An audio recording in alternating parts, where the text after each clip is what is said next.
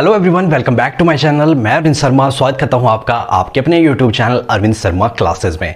तो कैसे हैं आप सब? आई होप आप सभी अच्छे होंगे, स्वस्थ होंगे माय डियर फ्रेंड्स। तो आज की इस वीडियो में हम बात करेंगे इन्फ्लेशनरी गैप और डिफ्लेशनरी गैप के बारे में और समझेंगे एक ट्रिक की हेल्प से। तो जो भी मेरे चैनल पर पहली बार आए हैं उन सबसे मेरी रिक्वेस्ट है चैनल को जरूर सब्सक्राइब करें ताकि इसी तरह की वीडियोज़ और नोटिफिकेशन आपको मिलती रहे।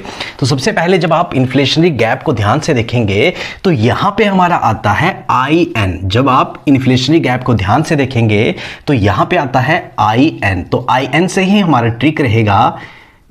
IN का मतलब है increase in demand, increase in demand.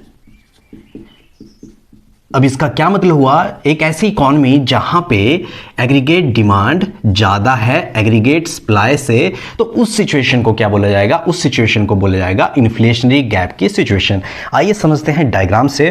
तो सबसे पहले जब डायग्राम हमारी OX एक्सिस पे लेंगे हम इनकम और एम्प्लॉयमेंट और OY एक्सिस पे लेंगे हम एग्रीगेट डिमांड एग्रीगेट सप्लाई। तो सबसे पहले 45 एंगल से हमारे कुछ इस तरीके से हमारा ये आता है एग्रीगेट सप्लाई, ये आएगा हमारा एग्रीगेट सप्लाई।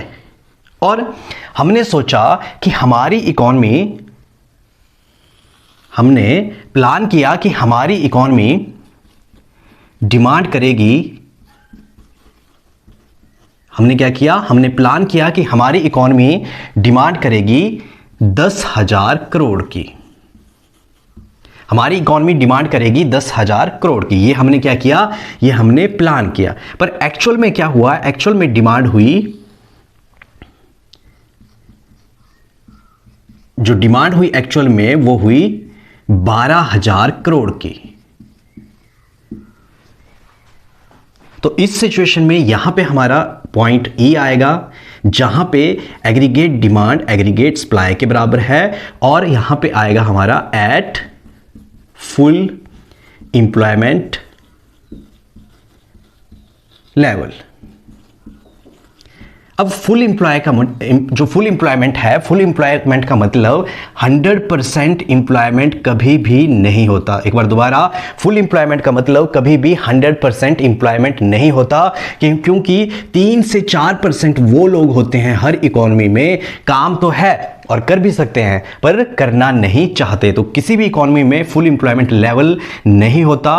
कहीं ना कहीं 3 से 4% वो लोग होते हैं, काम तो है और कर भी सकते हैं पर करना नहीं चाहते। तो ये हमारा पॉइंट आएगा E, जहां पे एग्रीगेट डिमांड एग्रीगेट सप्लाई के बराबर होगा। तो क्या है इन्फ्लेशनरी गैप की सिचुएशन में? हमने प्लान किया कि हमारी इकॉनमी में सारे लोग मिलके डिमांड करेंगे 10,000 करोड़ की, पर एक्चुअल में जो डिमांड थी वो हुई 12,000 करोड़ की। तो जो ये गैप है ये आएगा हमारा इन्फ्लेशनरी गैप, ये आएगा हमारा इन्फ्लेशनरी गैप। तो इन्फ्लेशनरी गैप को हमने एक ट्रिक की हेल्प से समझा। IN it means increase in demand. एक ऐसी इकॉनमी जहां पे एग्रीगेट डिमांड ज्यादा है एग्रीगेट सप्लाई से, और क्या है? At full employment level. ये जो पॉइंट है ये जरूर मेंशन करना है, एट फुल एम्प्लॉयमेंट लेवल। अब फुल एम्प्लॉयमेंट लेवल का 100% एम्प्लॉयमेंट कभी भी नहीं होता। कहीं ना कहीं 3 से 4% वो लोग होते हैं, काम तो है और कर भी सकते हैं पर करना नहीं चाहते। अब हम समझेंगे डिफ्लेशनरी गैप को। तो डिफ्लेशनरी गैप को जब आप ध्यान से देखेंगे तो यहां आता है DE। तो DE हमारा शॉर्ट ट्रिक रहेगा। DE से हम याद रखेंगे डिक्रीज इन डिमांड।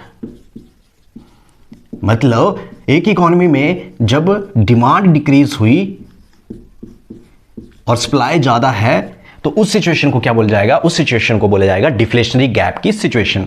अब डायग्राम से समझेंगे। यहां पे आपका दोबारा OX एक्सिस पे इस तरीके से हमारा कुछ आएगा एग्रीगेट सप्लाई और 45 डिग्री एंगल पे आता है हमारा एग्रीगेट सप्लाई। तो अब हम कैसे याद रखेंगे? हमने सोचा कि हमारी इकॉनमी हमने प्लान किया कि हमारी इकॉनमी डिमांड करेगी 12,000 करोड़ की, पर एक्चुअल में क्या हुआ? एक्चुअल में डिमांड हुई 10,000 करोड़ की। मतलब जो डिमांड थी वो पहले से कम हुई। और ये वाला पॉइंट आ जाएगा हमारा पॉइंट ई जहां पे एग्रीगेट डिमांड एग्रीगेट सप्लाई के बराबर है।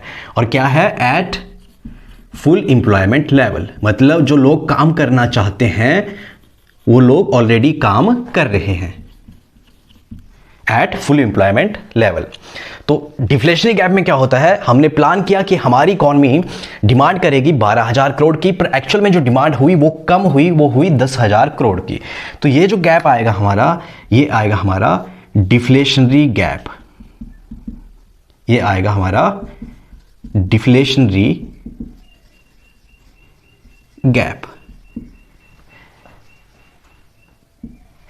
अब एक बार जल्दी से क्विक रिवीजन करते हैं।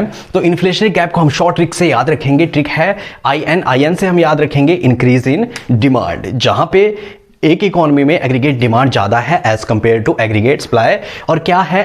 Eight full employment level.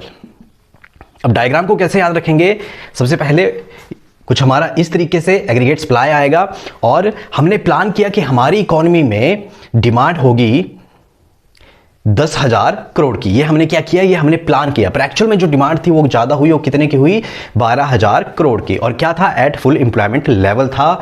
तो हमारा डेफिनेशन क्या बनेगी? Increase in demand when aggregate demand is more than aggregate supply eight full employment level.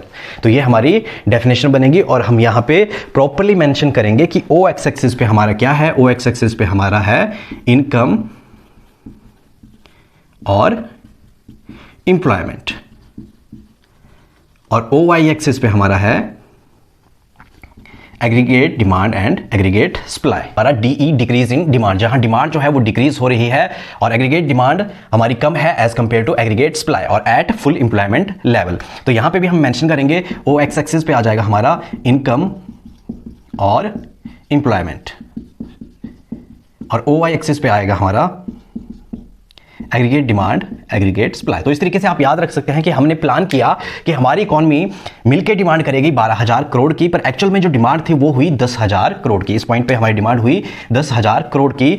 तो जब हमारी जो डिमांड है वो कम हुई, तो उस सिचुएशन को बोला जाएगा डिफ्लेशनरी गैप। हमारी जो डिमांड थी वो क्या हुई? वो डिक्रीज हुई। तो यह आ जाएगा हमारा इन्फ्लेशनरी गैप और डिफ्लेशनरी गैप। आई होप आपको इन्फ्लेशनरी गैप और डिफ्लेशनरी गैप के बारे में क्लियर हो गया होगा। अगर वीडियो अच्छी लगी होगी तो वीडियो को जरूर लाइक और शेयर करें और कमेंट करें। तो मिलते हैं अगली वीडियो में, तब तक के लिए अलविदा, बाय बाय।